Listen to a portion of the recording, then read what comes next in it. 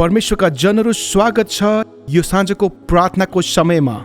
म तपाईहरुलाई यो साँझमा सोध्न चाहन्छु, प्रिय जनहरू, के तपाईँ परमेश्वरको आशिष पाउन चाहनुहुन्छ?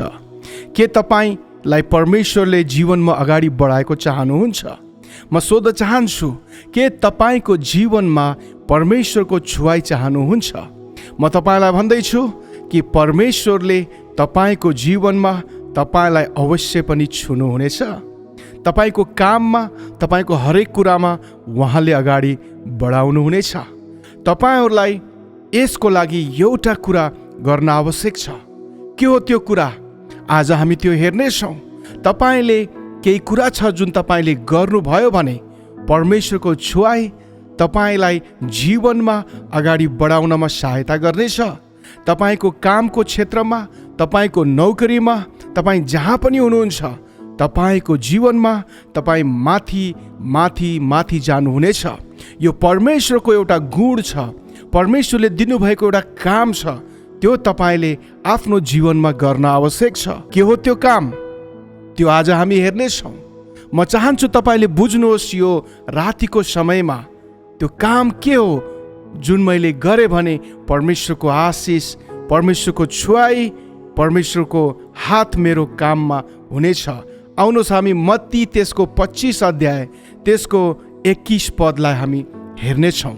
यहाँ भनेको छ, मालिकले त्यसलाई भने, शाबास असल र विश्वासी नोकर, त थोरै कुरामा विश्वासी भइस्, अब म तँलाई धेरै कुराको जिम्मा दिनेछु, त आफ्ना मालिकको खुसीमा सहभागी हो। आमेन। हेर्नुहोस्, यहाँ येशू ख्रीष्टले एउटा दृष्टान्त भन्दै हुनुहुन्छ आफ्नो चेलाहरूलाई, र यो दृष्टान्तमा येशूले आफ्ना चेलाहरूलाई बुझाउँदै हुनुहुन्छ कि साँच्चै नै परमेश्वरको राज्यमा आशिष पाउने तरिका के हो, परमेश्वरको राज्यमा परमेश्वरको छुवाई पाउने तरिका के हो। प्रिय विश्वासी, यो दृष्टान्तमा हामी देख्न सक्छौँ कि एउटा मालिक थिए र त्यहाँ चाहिँ नोकरहरू थिए।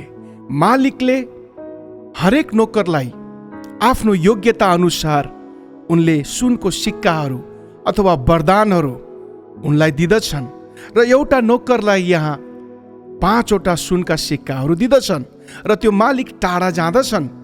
र जब मालिक फर्केर आउँछन्, त्यो मालिकले त्यो सेवकसँग, त्यो दाससँग उनले हिसाब किताब लिन्छन्, लेखाजोखा लिन्छन्, अकाउन्टेबिलिटी त्यहाँ लिन्छन्।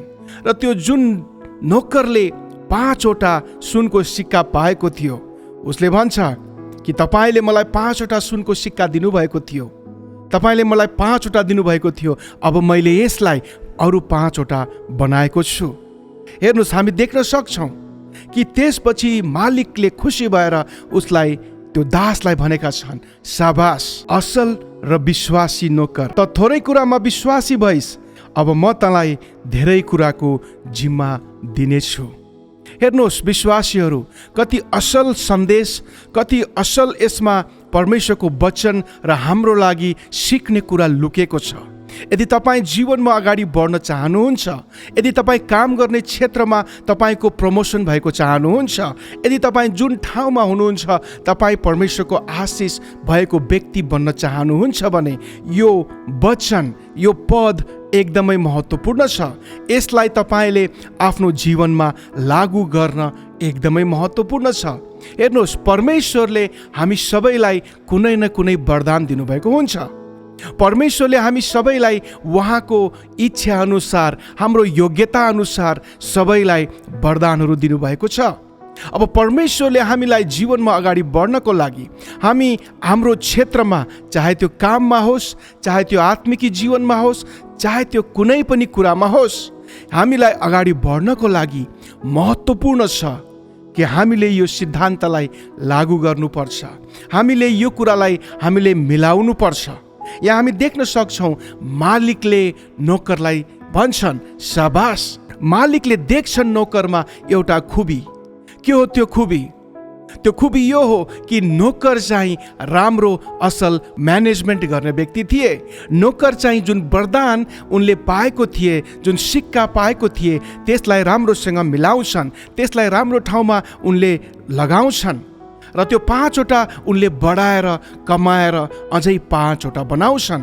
उनले जुन वरदान परमेश्वरबाट पाएका थिए त्यो कुरालाई उनले अगाडि बढाउँछन्। उनले राम्रो म्यानेजमेन्ट, उनी राम्रो भण्डारी थिए परमेश्वरले दिएको कुरा, उनले त्यसलाई खेर फाल्दैनन्, उनले त्यसलाई व्यवस्था गर्दैनन्, उनले त्यसको चाहिँ भ्याल्यु गर्छन् र त्यसलाई बढाउँछन्। जुन कुरा परमेश्वरबाट पाएका थिए त्यसलाई बढाउँछन्। हामी देख्न सक्छौँ कि मालिकले यो कुरा देखेर मालिक खुसी हुँदछन् र मालिकले भन्छन्, शाबास, तिमी आफ्नो काममा जुन जिम्मा मैले तिमीलाई दिएको थिएँ, जुन सिक्का दिएको थिएँ, तिमीले राम्रोसँग मिलाएको हुनाले, राम्रोसँग प्रबन्धक भएको हुनाले, राम्रोसँग म्यानेजमेन्ट गरेको हुनाले, राम्रो तिमी भण्डारे भएको हुनाले म तिम्रो काममा वृद्धि दिनेछु। हेर, म तिमीलाई अझै धेरै दिनेछु। परमेश्वरको वचनमा हामी हेर्दछौँ, यहाँ मालिकले भन्दछन्, प्रिय विश्वासीहरू, यो साँझको समयमा म तपाईँलाई भन्न चाहन्छु कि तपाईँ हरेकको जीवनमा परमेश्वरले दिएको वरदानहरू छ। परमेश्वरले तपाईँलाई दिनुभएको छ। त्यो वरदानहरू तपाईँले कसरी मिलाउँदै हुनुहुन्छ परमेश्वरले हेर्नुहुन्छ। तपाईँले त्यसलाई कसरी म्यानेजमेन्ट गर्नुहुन्छ, कसरी तपाईँ चाहिँ भण्डारे हुनुहुन्छ परमेश्वरले हेर्नुहुन्छ। म भन्न चाहन्छु, के तपाईँ आशिष पाउन चाहनुहुन्छ? के तपाईँको आफ्नो काममा वृद्धि भएको चाहनुहुन्छ? के तपाईँ जुन ठाउँमा हुनुहुन्छ त्यो ठाउँमा तपाईँ वृद्धि भएको चाहनुहुन्छ? चाहे त्यो आत्मिकी जीवन होस्, चाहे तपाईँको काममा होस्, चाहे तपाईँको व्यापारमा होस्, चाहे तपाईँको पढाइ लेखाइमा होस्, जुनसुकै क्षेत्रमा पनि के तपाईँ अगाडि बढ्न चाहनुहुन्छ?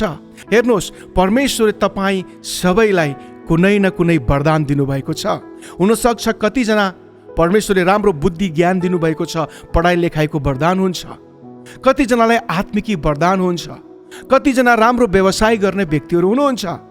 कतिजना राम्रो तपाईँ गीत गाउने वरदान हुन्छ। कतिजनाको फरक फरक किसिमको वरदानहरू परमेश्वरले दिनुभएको छ। अब तपाईँलाई अगाडि बढ्नको लागि तपाईँमा जरुरी छ कि परमेश्वरले तपाईँले त्यो कुरालाई अगाडि बढाएको चाहनुहुन्छ।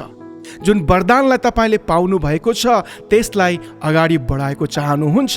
यदि तपाईँ जीवनमा अगाडि बढ्न चाहनुहुन्छ भने हामी अगाडि देख्न सक्छौँ कि अर्को नोकर थियो जसलाई चाहिँ एउटा सुनको सिक्का मालिकले दिएका थिए। त्यो एउटा सुनको सिक्का पाउने नोकरले के गर्दछ? त्यहाँ हामी देख्छौँ कि उसले पाएको सिक्कालाई उसले बढाउँदैन, तर त्यो सिक्कालाई लुकाएर राख्छ।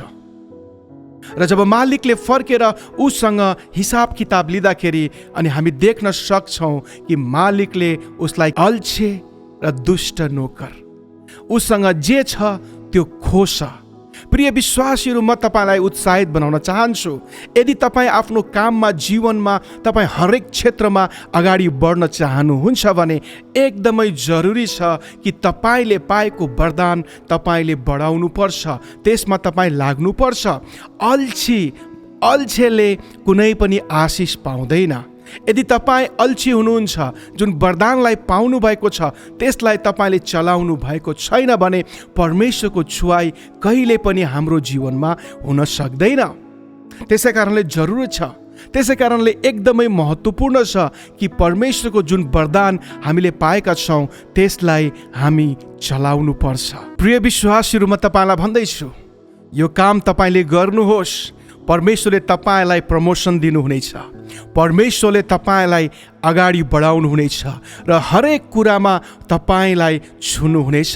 तपाईँले परमेश्वरको आशिषको महसुस गर्नुहुनेछ। तपाईँको सबै रुकावटहरू दूर हुनेछन्। तपाईँले परमेश्वरको कुरामा तपाईँको आशिष हुनेछ। तपाईँ साँच्चै नै अगाडि बढ्नुहुनेछ। जुन जिम्मा तपाईँले पाउनु भएको छ, जुन वरदान तपाईँले पाउनु भएको छ त्यसलाई अगाडि बढाउनुहोस्। परमेश्वरको आशिष तपाईँको जीवनमा हुनेछ र तपाईँले साँच्चै नै अगाडि बढ्नुहुनेछ।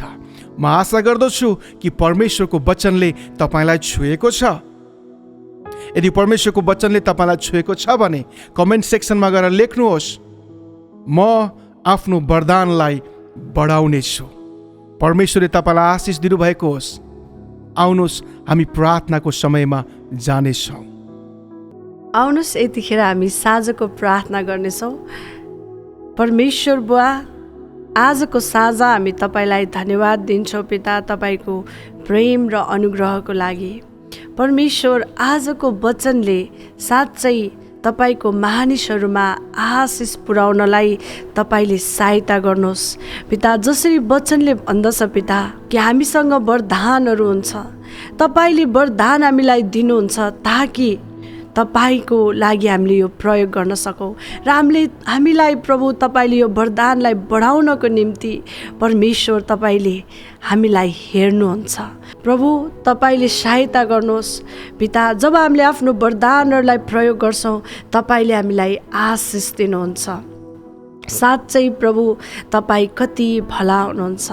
आज परमेश्वर तपाईँको प्रेमको लागि हामी धन्यवाद दिन्छौँ र यतिखेर हामी विभिन्न विषयहरूको लागि प्रार्थना गर्छौँ।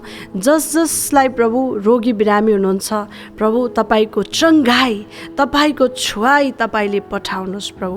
यतिखेर म प्रार्थना गर्छु, हामीलाई धेरै टाढा टाढाबाट धेरै व्यक्तिहरूले प्रार्थनाको अनुरोध पठाउनु भएको छ। प्रभु, तपाईँको चङ्गाई उहाँहरूको जीवनमा बग्न सकेको होस्। प्रभु, म यतिखेर प्रार्थना गर्छु हेमा सफलको लागि, परमेश्वर उहाँको श्रीमानको लागि तपाईँको छुवाई लगाउनुहोस् र निको पार्नुहोस्। मेनुकाले कटारबाट प्रार्थनाको अनुरोध पठाउनु भएको छ।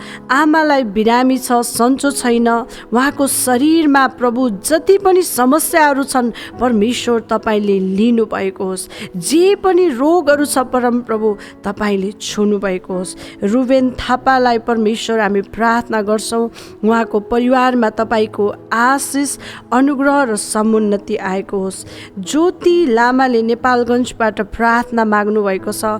प्रभु, उहाँलाई चिन्ता छ, परमेश्वर तपाईँले छुनुहोस् भनी म प्रार्थना गर्छु। प्रभु, उहाँको शरीरमा जे पनि कमजोरी छ तपाईँले छोएर चङ्गाई दिनुभएको होस्।